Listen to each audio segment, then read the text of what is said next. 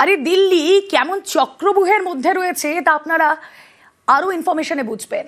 ভারতের পড়শিরাই বারবার ছুরি মারছে, আর এবার দোষর হয়েছে তুরস্ক। অপারেশন সিঁদুরের সময় মনে আছে পাকিস্তানকে অস্ত্র জুগিয়েছিল এই তুরস্ক, আর এবার দিল্লি বিস্ফোরণে জড়িত ডাক্তার গ্যাংয়ের সঙ্গে মিলেছে ইস্তানবুল কানেকশন।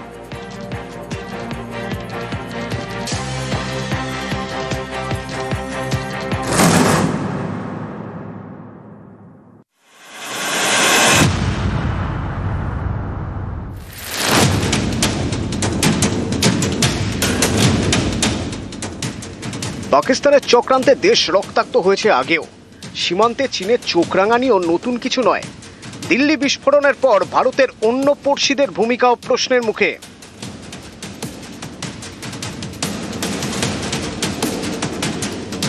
পাকিস্তান, চীন, বাংলাদেশ, আফগানিস্তান, তুরস্ক, এই সব দেশের জঙ্গিদের টার্গেট দিল্লি। রাজধানীতে বিস্ফোরণে এই সব দেশেরই যোগ উঠে আসছে। দিল্লি বিস্ফোরণে নাম জড়িয়েছে একের পর এক ডাক্তারের। সেই সূত্র ধরে এগোতে গিয়ে দেখা যাচ্ছে হ্যান্ডলার পাকিস্তানের। বৈঠক হয়েছে তুরস্কের রাজধানীতে। দুই বাংলাদেশি চিকিৎসকের যোগ পাওয়া যাচ্ছে। সন্দেহভাজন মাস্টারমাইন্ড বসে আছে আফগানিস্তানে। এখানেই প্রশ্ন, যেসব দেশে বসে গত ৩-৪ বছর ধরে ভারতে জঙ্গি হামলার ছক হচ্ছে, সেই সব দেশের গোয়েন্দা সংস্থা কি কিছুই টের পায়নি? আগেও দেখা গিয়েছে পাকিস্তানকে অস্ত্র দিয়ে সাহায্য করেছে চীন ও তুরস্ক। হাসিনা সরকার পতনের পর বাংলাদেশের সঙ্গেও সেই আগের সুসম্পর্ক ভারতের নেই। যে ভারতের হাত ধরে বাংলাদেশের জন্ম, সে দেশে এখন ভারতের জন্য শুধুই বিদ্বেষ। পাকিস্তানে ঘাঁটি গেড়ে বসে থাকা জঙ্গিরা বাংলাদেশের মাটি ব্যবহার করে ভারতের সন্ত্রাসবাদীদের ঢোকানোর হুমকি দিয়েছে। দিল্লি বিস্ফোরণে জড়িত এক ডাক্তার আত্মঘাতী জঙ্গি, জালে আরো 7 doctor. Doctor gang: Adil Ahmed Rather, Sajjad Ahmed, Muzammil Shakil, Shaheen Saeed, Tajmul Malik, Farooq Ahmed Dar, Parvez Ansari. প্রাথমিকভাবে গোয়েন্দাদের মনে হয়েছিল এক কাশ্মীরি মৌলবী এইসব হোয়াইট কলার জঙ্গি অর্থাৎ তথাকথিত শিক্ষিতদের ব্রেন ওয়াশ করেছিল। পরে জানা গিয়েছে মৌলবী তো আছেই, তবে ডাক্তারদের মগজ ধোলাইয়ের পিছনে আসল হাত যার, সেও ডাক্তার মুজাফফর আহমেদ রাঠের।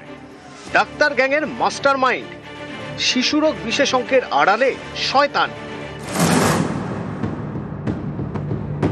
তদন্তে এখনো পর্যন্ত যা জানা গিয়েছে তাতে বিস্ফোরণের মূল চক্রী হিসেবে এই মুজাফফর আহমেদ রাঠের নামই উঠে আসছে। শিশুরোগ বিশেষজ্ঞই শয়তান। ডাক্তার গ্যাংয়ের মাথা, পাকিস্তানের জঙ্গি হ্যান্ডলার, আফগানিস্তানে বসে নাশকতার ছক। মুজাফফরের নির্দেশেই দিল্লিতে উমরের হামলা। আর এই মুজাফফরই বিভিন্ন সময়ে বিভিন্ন দেশ থেকে ভারতে রক্ত ঝরানোর ষড়যন্ত্র করে গিয়েছে।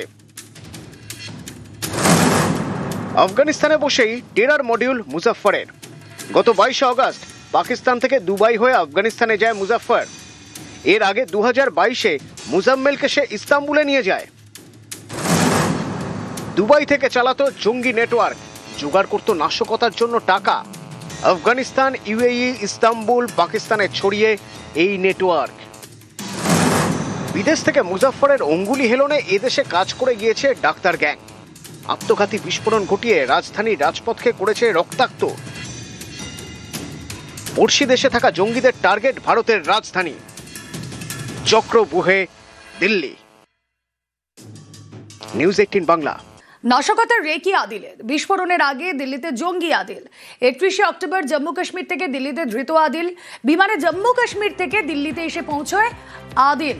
রাজধানীতে একদিন ছিল ধৃত ডাক্তার জঙ্গি। 1 নভেম্বর সাহারানপুরে যায় এই আদিল।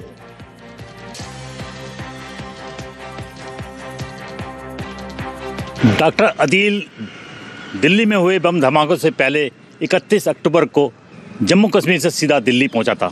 एक दिन रुकने के बाद वह 1 नवंबर को सहारनपुर आया। हमारे पास कुछ ऐसे सबूत लगे हैं जिससे यह पता लगता है कि वह 31 अक्टूबर को जम्मू से सीधा फ्लाइट पकड़कर दिल्ली गया है। डॉक्टर अदील जिस कमरे में रहता है उसके घर के बाहर कूड़े में से वह टिकट मिला है जो गवाही दे रहा है कि डॉक्टर अदील 31 अक्टूबर को दिल्ली में था। ये फ्लाइट नंबर है 6E 6854 और 31 अक्टूबर 2025 की तारीख है और सीट का नंबर है 18C और ये 8:15 पर ये बोर्डिंग हुई थी। इसके अलावा इंडिगो की फ़्लाइट थी, इसमें भी उसका चेहरा आप देख सकते हैं किस प्रकार से दिल्ली किस मकसद से पहुंचा, किन लोगों से मिला, किससे मुलाकात हुई। जो हॉस्पिटल जिसमें डॉक्टर अदील काम करता था वहाँ मैनेजिंग डायरेक्टर से बात हुई तो उनका कहना था कि वह 1 नवंबर को यहाँ हमारे हॉस्पिटल पहुंचा और वहाँ ज्वाइनिंग की। तो एक बड़ा क्लू यहाँ हमें देखने को मिला है कि डॉक्टर अदील दिल्ली में क्या करने गए थे 31 अक्टूबर को। देवेश त्यागी, न्यूज़ 18 सहारनपुर। দিল্লি নাশকতায় ডাক্তার ভাই বোন, জঙ্গি যোগে জালে ডাক্তার শাহিনের ভাই। দিল্লি বিস্ফোরণে আগেই ধৃত ডাক্তার শাহিন সাইদ, এবার লখনউ থেকে জালে শাহিনের ডাক্তার ভাই। উত্তরপ্রদেশ এটিএস এর জালে ডাক্তার পারভেজ আনসারি। লখনউয়ে ইন্টিগ্রাল বিশ্ববিদ্যালয় হানা এটিএস এ। দিল্লি বিস্ফোরণের 7 দিন আগেই ইস্তফা পারভেজ আনসারি।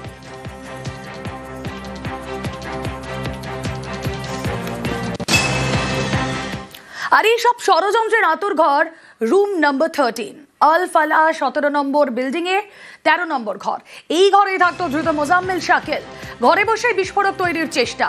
বিশ্ববিদ্যালয়ের ল্যাব থেকে আনা হতো রাসায়নিক, ঘর থেকে ডায়েরি, রাসায়নিক বাজেয়াপ্ত উদ্ধার, পেনড্রাইভ সহ ডিজিটাল সরঞ্জাম। সিল করা হয়েছে 13 নম্বর এই রুম।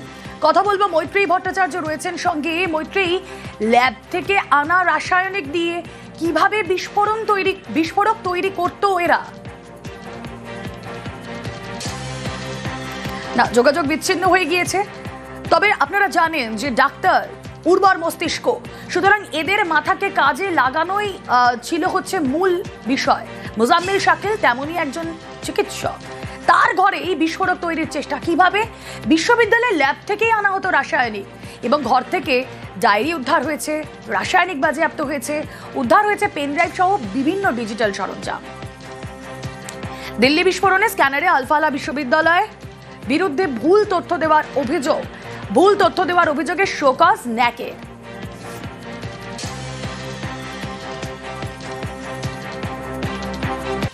জঙ্গির খোঁজে দিনহাটায় এনআইএ অভিযান। বাংলাদেশে আরিফ হোসেনের খোঁজে তল্লাশি। 5 বছর আগে বাংলাদেশ থেকে ভারতে আরিফ, ভারতীয় মহিলাকে বিয়ে করে দিনহাটায় বসবাস। গুজরাটের মামলায় আরিফের খোঁজে এনআইএ। কথা বলবো, শুভঙ্কর প্রতিনিধি রয়েছেন সঙ্গে। শুভঙ্কর, দেখো তোমাকে জানিয়ে রাখি, আমি রুমেলা কথা বলছি। হ্যাঁ বল। রুমেলা, দেখো তোমাকে জানিয়ে রাখি যে দিল্লিতে বিস্ফোরণের পরই কিন্তু দিনহাটার গ্রামে, বাংলাদেশ সীমান্ত লাগোয়া দিনহাটা থানার অন্তর্গত, দিনহাটা মহকুমার সাহেবগঞ্জ থানার অন্তর্গত নামদিনা গ্রাম, এখানে আরিফ হোসেন নামে এক ব্যক্তির খোঁজে তল্লাশিতে আসে গতকাল ভোর রাতে এনআইএ টিম।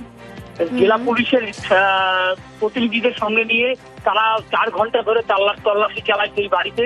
অর্থাৎ আরিফ হোসেন যে বাংলাদেশি ঢাকার বাসিন্দা, সে 5 বছর আগে সীমান্ত পেরিয়ে ভারতে প্রবেশ করে এবং দিনহাটার নামদিনা গ্রামে এক মহিলাকে বিয়ে করে সেখানেই বসবাস করতে থাকে।